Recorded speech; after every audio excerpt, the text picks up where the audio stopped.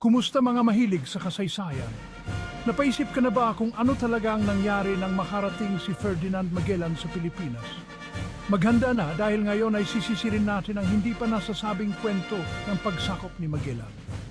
Marso 16, 1521. Kakarating lang ni Magellan at ng kanyang 5 barko sa isla ng Homonhon. Sinalubong sila ng mga katubo ng may pagtataka at maingat na pagtanggap. Pero dito na nagiging kawili-wili ang kwento. Hindi lang ito basta mapayapang pagkikita. May mas malaking ambisyon si Magellan. Hindi lang siya isang manlalayag, may misyon siyang angkinin ng mga lupain para sa Espanya. Gamit ang krus at espada, layon niyang gawing Kristiyano ang mga katutubo at magtatag ng kapangyarihang Espanyol. Ngayon, pag-usapan naman natin si Lapu-Lapu, ang pinuno ng isla ng Mactan. Hindi niya ito pinayagan.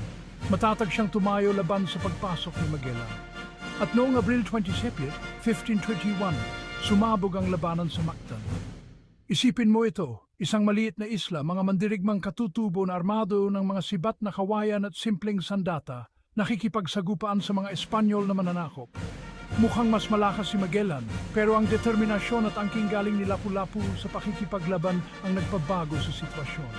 Sa isang dramatikong pangyayari, natumba si Magellan. Ang kanyang kamatayan ay nagmarka ng mahalagang sandali. Isang tagumpay ng mga katutubo laban sa mga mananakop. Nagpadala ito ng malakas na mensahe ng paglaban.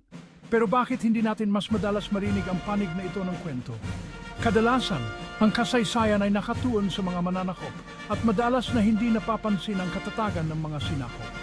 Ang pagkatalo ni Magellan kay Lapu-Lapu ay isang patunay sa lakas at tapang ng mga Pilipino.